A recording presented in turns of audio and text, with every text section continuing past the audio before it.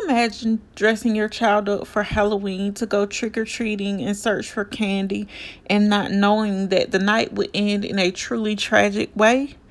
If so, this is the case of Tony Bagley. If you want to know more about this case, please continue watching.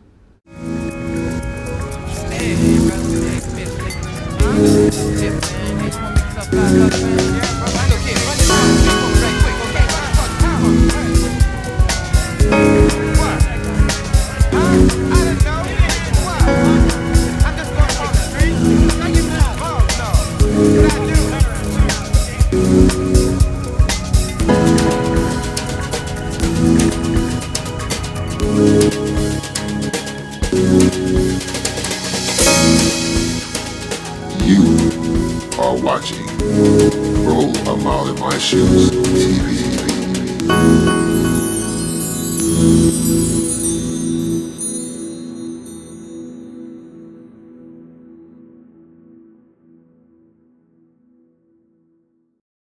7-year-old Tony Bagley headed out with his family to go trick or treating near their home in Las Vegas in 1994. At this time, Tony Bagley was 7 years old. His family did not know that the night would end in a tragic way when they set out to go trick or treating. Unfortunately, Tony was shot by a man who witnesses could only describe as being 5 feet 8 inches tall and dark. And that was all the witnesses could give. Some people think that Tony's death has something to do with the drug deal gone bad in relation to his father, but no one can truly say if that was the case or not. The witnesses who were there and was able to describe the man said that a mystery gunman reportedly jumped out of the darkness and opened fire at the group, shooting little Tony in the head and killing him. The boy's older sister and mother and aunt were also hit, but they survived. The only descriptions that the witness gave was that the man, like I said, was 5 feet 8 inches tall, and he was also African American, and he wore dark colored clothing. And this, is kind of strange because even though they were only able to give this small description, as I said earlier, people think that it has something to do with his father who had been involved in a drug deal, and they think the drug deal went bad. And the reason why Tony was shot was, I guess, like a revenge shooting or killing because he fired at the group, and the only person who was unfortunately killed was little 7-year-old Tony Bagley.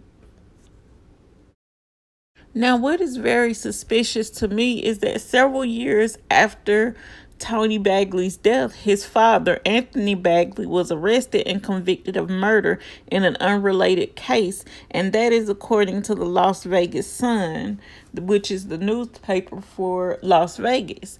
And I would like to know, what were the circumstances surrounding that murder? Did it have something to do with drugs, or was it like he got into a fight for some other reason and he had to defend himself? What was the case or the circumstances surrounding that murder? Because that would kind of probably help give some insight into the person who shot his son years before that. What makes this case even more strange for me is that it's reported that Anthony Bagley, the father of Tony Bagley, is still behind bars for the murder that he committed. That's unrelated to Tony's case, of course, but they said that he never has spoken to police about if he knows who could have possibly shot little Tony in the head that night.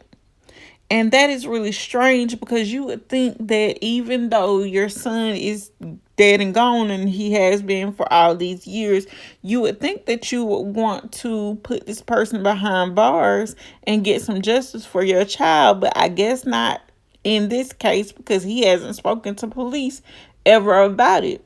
And he hasn't said whether he knows who shot him that night or not. And in 1996, the case attracted the attention of America's Most Wanted. And even though it gave the case some exposure, it didn't get the police or anyone any answers in his murder. And according to a crime writer by the name of Kathy Scott, um she's been following this case for several years, and the detectives who worked this case, they were so puzzled that they enlisted the help of a psychic. And you know things are bad when police of all people have to turn to a psychic, and that is really strange to me because this boy's case has been on America's Most Wanted, has had a crime writer working on this case, and has even enlisted the help of psychics, and nobody has been named a suspect in this shooting or this murder of this child yet. And that is really strange to me because I honestly believe that his father could possibly pinpoint to who it might have done this to his son and could possibly get some justice for him, unless he was the one to be the shooter, or unless he enlisted the help of a person to shoot his own son, which is kind of crazy to me because why would you want to hurt your own son? But then again, you have to think of all these cases that we're seeing in the media now where people hurt their kids for different reasons. So this, is probably no different, but I hope that this man was not the cause of his son's murder. But unfortunately, he hasn't spoken about it, so we'll never know if he was or not. But if you have any information that can help crack this case, please call the North Las Vegas Police Department at 702-633-9111. Again, that number is 702-633-9111. And hopefully this can help some new leads come forward, or some people find new evidence or anything, because this little boy deserves justice after all these years, because this is really crazy that nobody has been named a suspect, or even probably no persons of interest. But if you guys like this video, please don't forget to leave me a like, share, comment, and subscribe, and I'll see you on the next one.